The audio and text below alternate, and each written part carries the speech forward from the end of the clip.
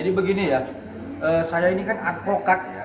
Jadi saya perlu jelaskan saya advokat bukan alpukat ya. Saya jelaskan itu. Jadi kalau setiap advokat itu berbicara tentang ketentuan hukum.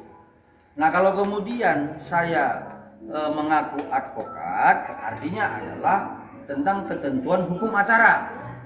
Nah kalau kemudian ada yang menyampaikan bahwa klien kami dipanggil hari ini, ya jelas dong, kami ini berbicara tentang mekanisme hukum, ada hukum acara pidana.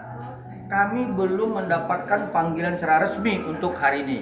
Tetapi, ya perlu jelaskan, tertanggal 30 April tahun 2025 ada panggilan kepada klien kami untuk dimintai keterangan untuk hadir di Polda Metro Jaya pada tanggal 14 Mei 2025. Itu jelas ya, itu yang resmi, itu yang diterangkan oleh advokat bukan alpukat ya, itu dia, harus dijelaskan itu. Nah karena ada satu kesibukan yang tidak bisa ditinggalkan oleh klien kami, sehingga kami berkoordinasi dengan penyidik nantinya untuk dapat menghadirkan sebagaimana ketentuan hukum acara pidana seperti itu. Jadi kami belum mendapatkan panggilan yang resmi untuk hari ini seperti itu. Di tanggal 30 April 2025 klien kami dipanggil untuk dimintai keterangan pada tanggal 14 Mei 2025. Itu sesuai dengan laporan dari rekan sejawat kami ya, Bang Fahmi Fahmid ya nama beliau, itu terkait tentang Undang-Undang Nomor 8 Tahun 98 tentang konsumen dan Undang-Undang 17 Tahun 2023 tentang kesehatan. Ya sebagaimana yang dimaksud di dalam pasal 8 junto pasal 62 di Undang-Undang Konsumen dan kemudian pasal 138 junto 435 di Undang-Undang Kesehatan. Ya, jadi kalau berbicara soal Undang-Undang Konsumen, ya ini rekan-rekan media harus paham, itu berkaitan dengan delik aduan.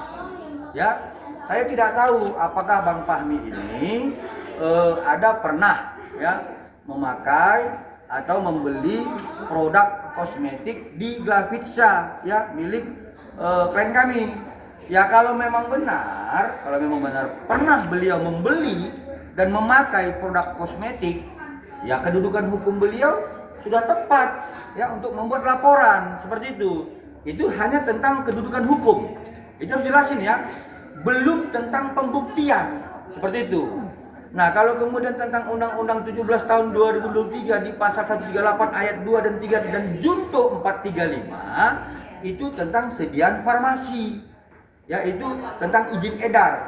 Kaitannya adalah turunannya PP 28 tahun 2024 dan turunannya adalah peraturan BPOM nomor 21 tahun 2022 tentang notifikasi.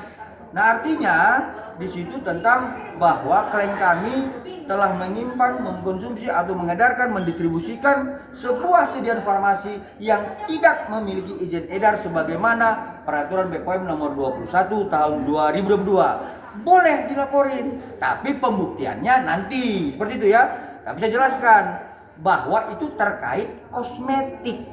Kalau klien kami dilaporkan, kalau saya dilaporkan tidak mungkin karena saya tidak punya kosmetik. Ya artinya kalau ada orang lain yang melaporkan seseorang terkait sediaan farmasi, yaitu berkaitan dengan 138 pasti tentang izin edar. Ya itulah notifikasi. Tapi kalau ada orang yang membeli ya sesuatu produk dan kemudian dia merasa dirugikan, itu pasti tentang undang-undang konsumen. Nah, saya pastikan seseorang itu boleh melaporkan seseorang yang lainnya karena dia sudah dikorban sesuai dengan